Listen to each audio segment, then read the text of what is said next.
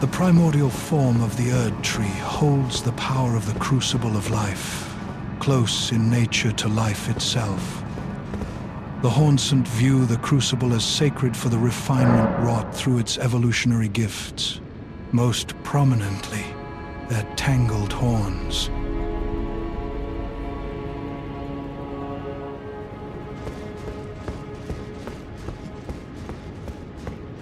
Though born one of the graceless Omen, Morgoth took it upon himself to become the Erd tree's protector.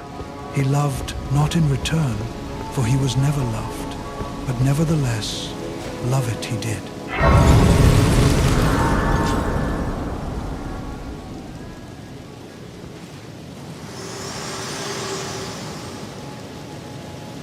Hello again, old friend. Allow me a moment to converse with you. You are unable to enter the Erd tree, no? Prevented by the mantle of barbs. The thorns are impenetrable, a husk of the Erd tree's being that spurns all that exists without. The only way to stand before the Elden Ring and become the Elden Lord is to pass the thorns. My purpose serves to aid in that very act, so I'd like you to undertake a new journey with me to the Flame of Ruin, far above the clouds, upon the snowy mountain tops of the giants. Then I can set the Erd tree aflame and guide you down the path to becoming Elden Lord.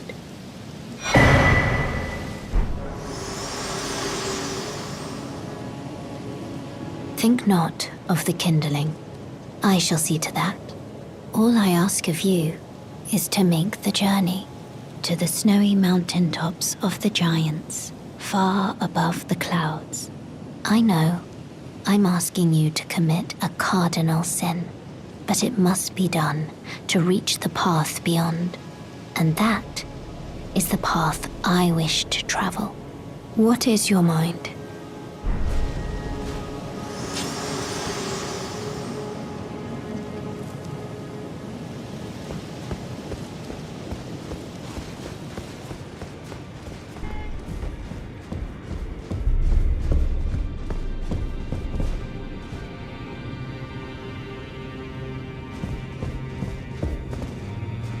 Well, you managed to return.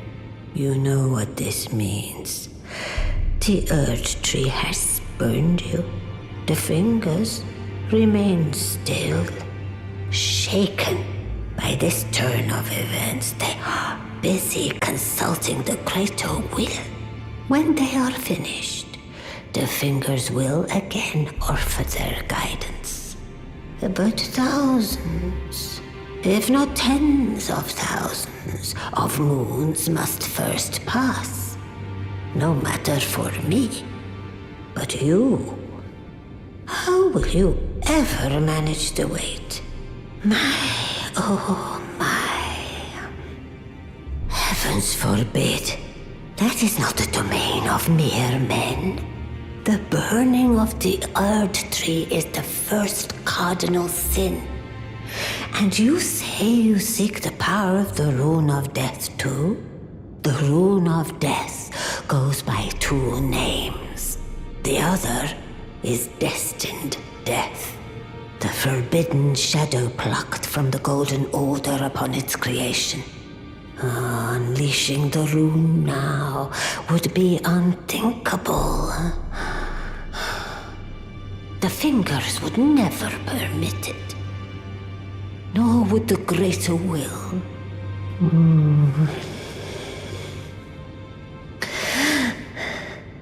But here we are, the fingers dormant, severing our link to the greater will.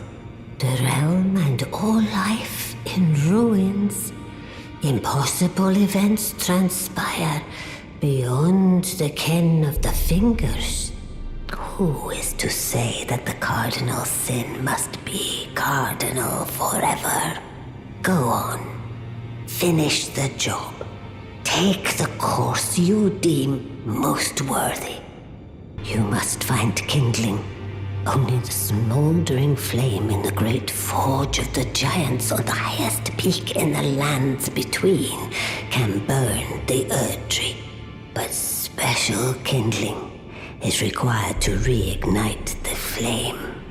For the flame to burn the Erd Tree, a sacrifice is needed of one who envisions the flame and can lead you to the rune of death. Now go forth. Let the words of the fingers guide you.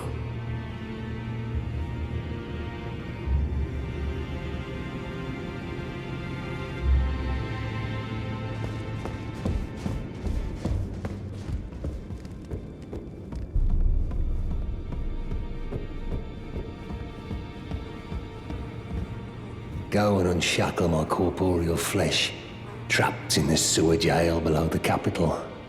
I can kill you and defile your corpse. Then the pox will truly be your own.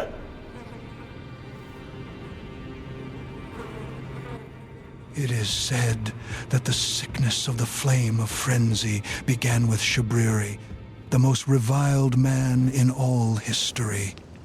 The corners of his mouth are upturned in an almost flirtatious manner. Finally, we meet the Tarnished, who would be Lord. Oh my. Why the long face? I fear that you were previously acquainted with this vessel. Well, that is most unfortunate, for he is dead. As for his flesh, he gave it to me. Shabriri, I hope you can make your peace with that.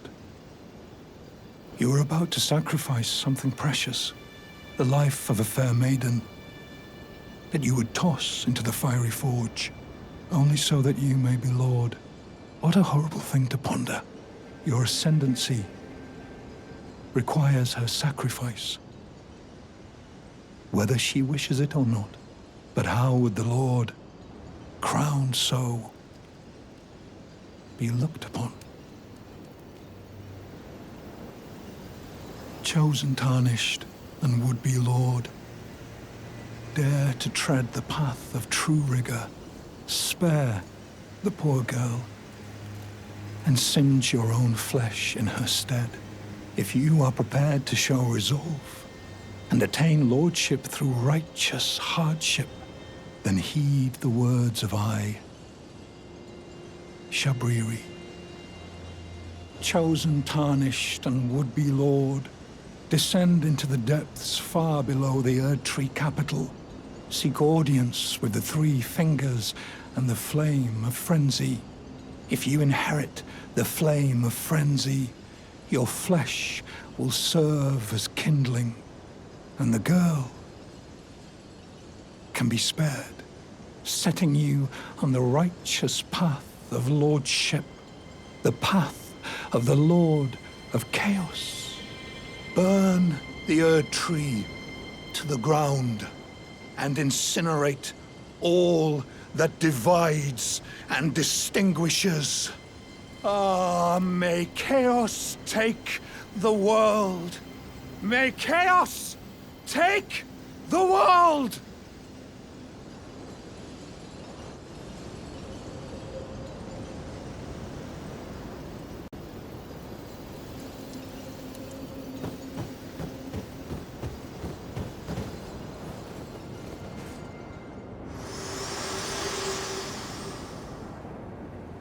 There is something I'd like to say. My purpose was given to me by my mother, but now I act of my own volition. I have set my heart upon the world that I would have, regardless of my mother's designs. I won't allow anyone to speak ill of that, not even you.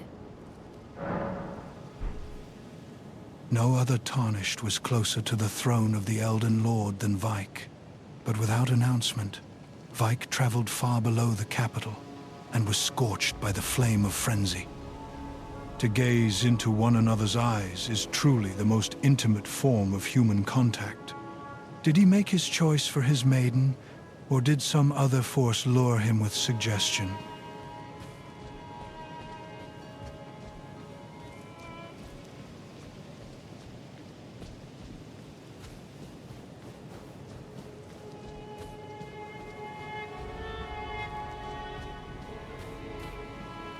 Shibriri had his eyes gouged out as punishment for the crime of slander, and with time, the blight of the flame of frenzy came to dwell in the empty sockets.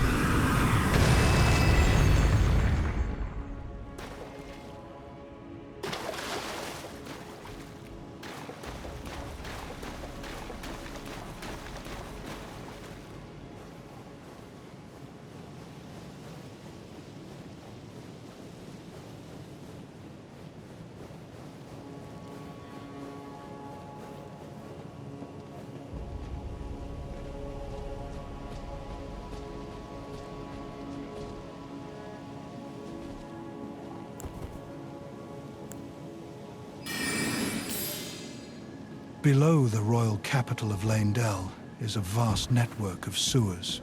The well in the city below reaches deep into its tunnels.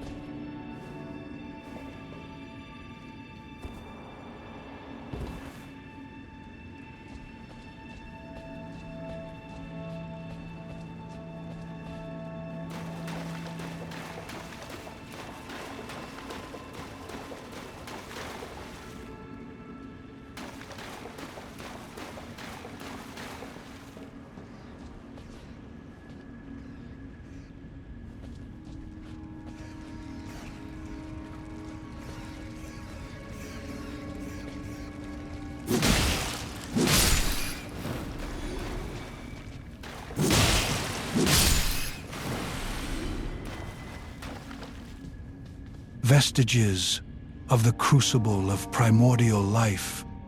Bony knots and tangled horns are a symbol of spirituality. Born partially of devolution, it was considered a signifier of the divine in ancient times.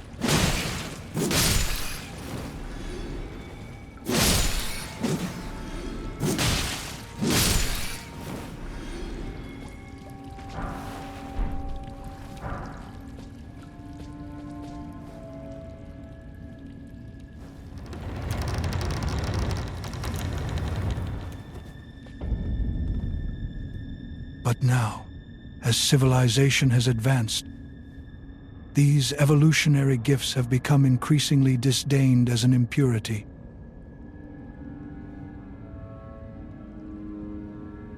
Most young-born bearing the oversized horns meet a frightfully early demise.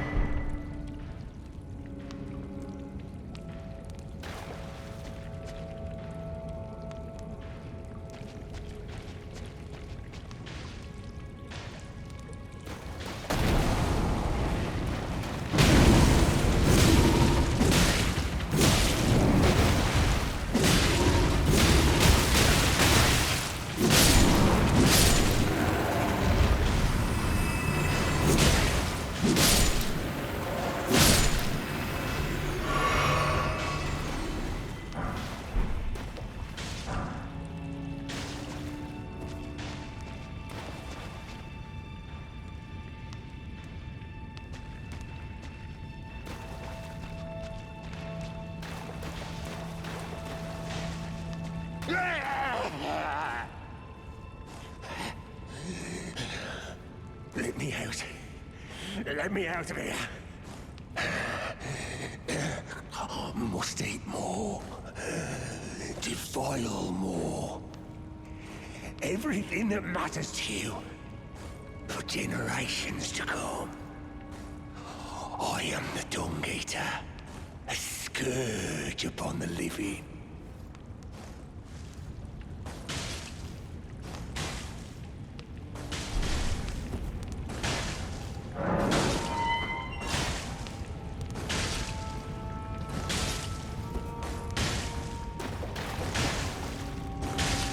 Who are you? I've been here long enough. I will kill again. And defile each corpse with care. Just to be sure that when they're reborn, they'll be cursed. Along with their children. And their children's children. For all time to come.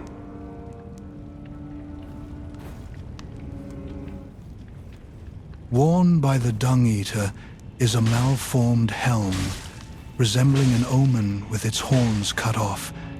Its form is a vision of the landscape of his mind, and of his appearance as he wished to see it. The heart of an omen without the body to match. Could there be any crueler existence? What does it matter then, if the curse claims it all?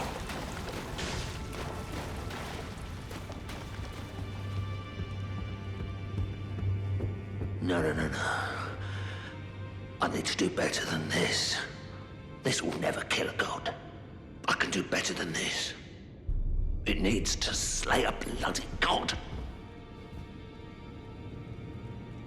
Oh, it's you. Don't pay me any mind, it's not important. Just lay out your arms.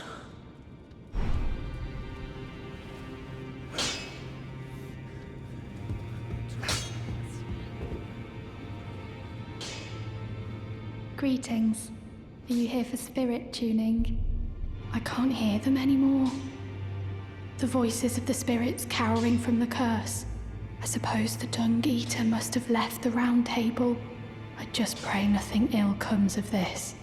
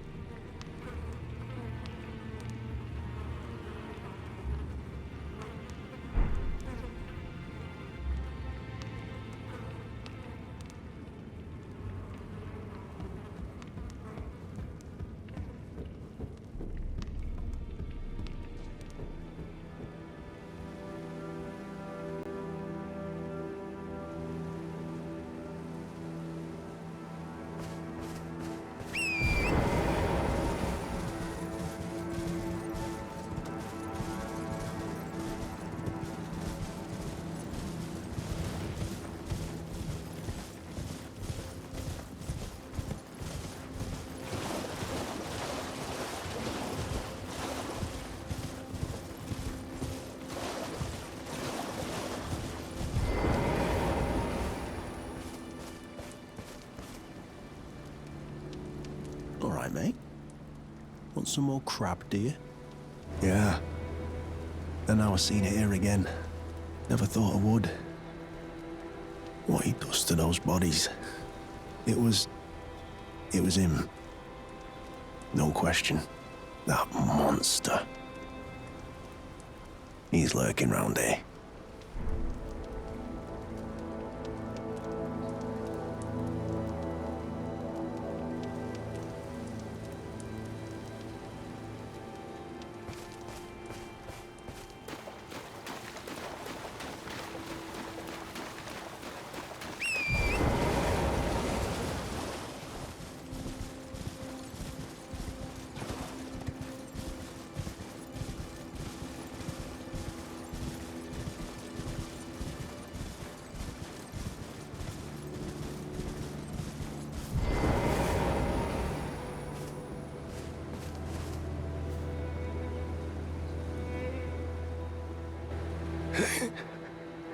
Serves me right. Fitting bloody end. For a jumped up little shit with big ideas. Help me out. Would you, mate? I don't want to get cursed. Just let me die. I don't want to live like this.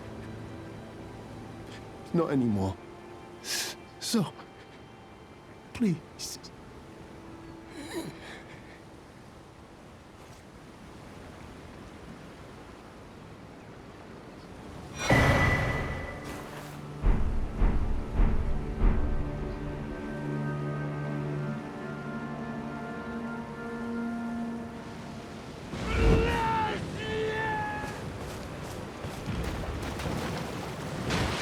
I will kill you and defile your corpse. Then the pox will truly be your own.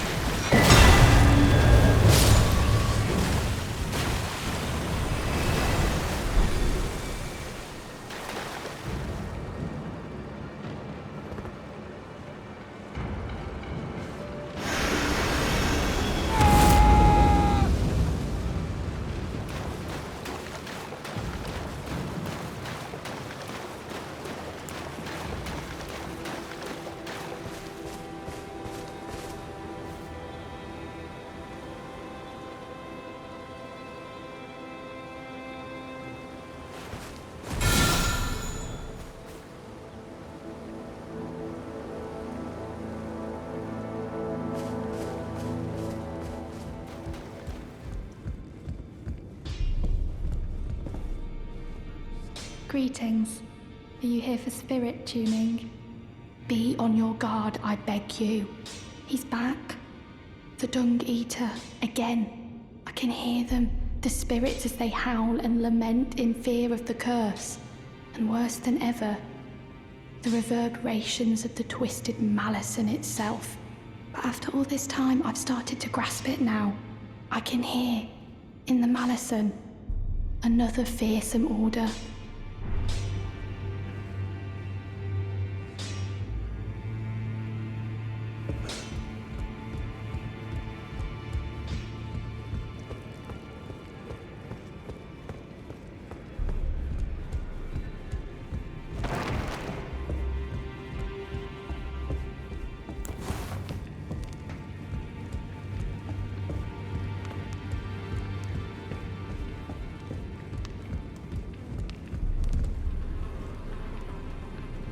There you are.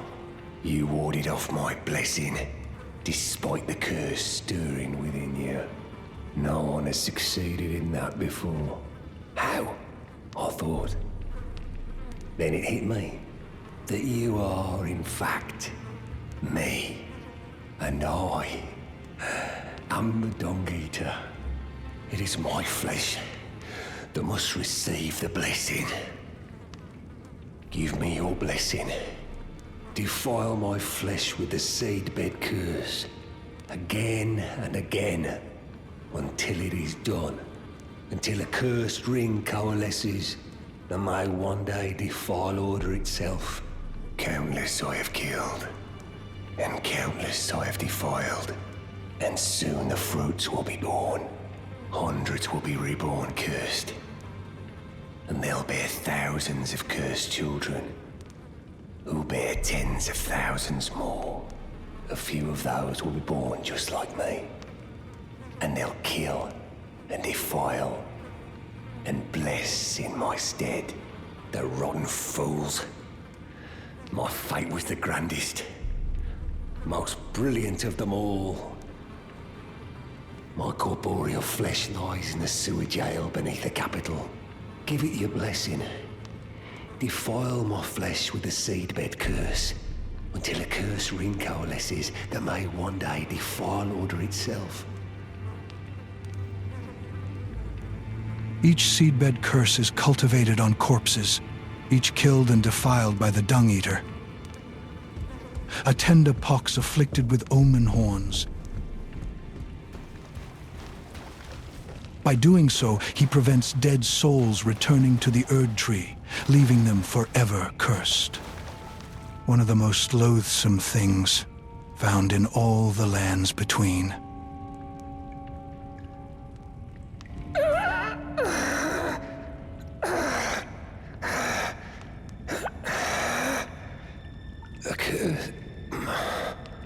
Accursed upon them all.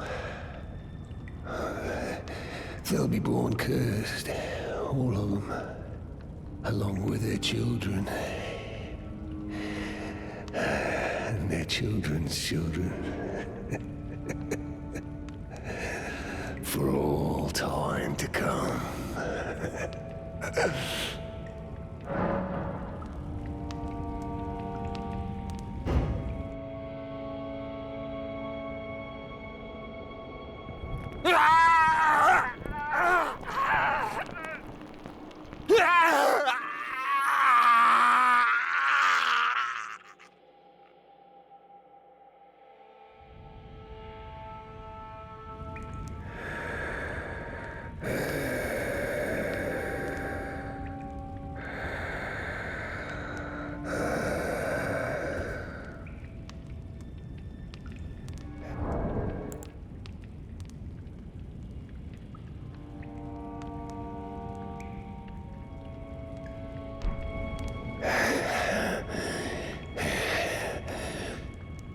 Curse you, Golden Order.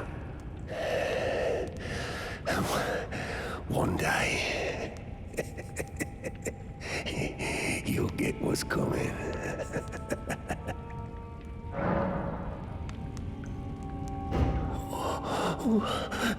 No. I am the Dung Eater. I am.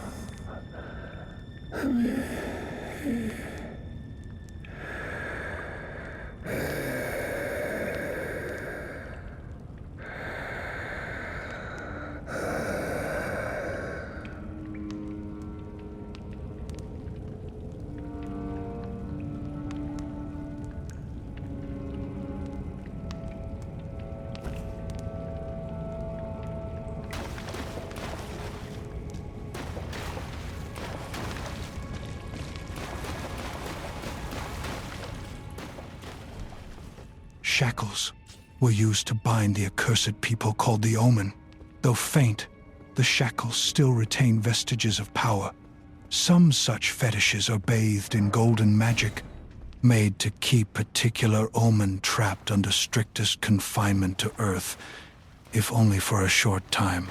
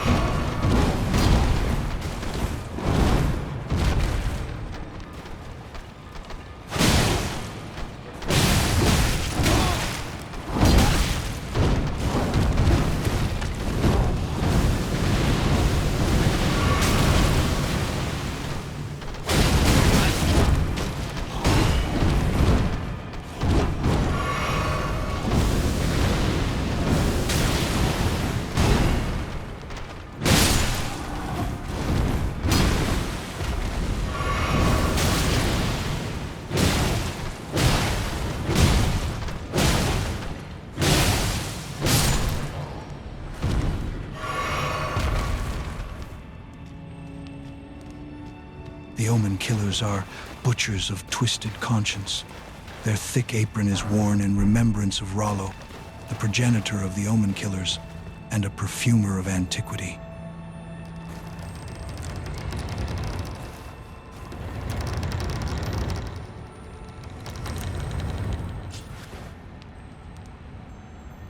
Rollo, known as the first Omen killer, once a famous perfumer, Rollo imbibed a physic to rid himself of emotion, thus enabling him to enact his nightmarish labor, hunting the Omen.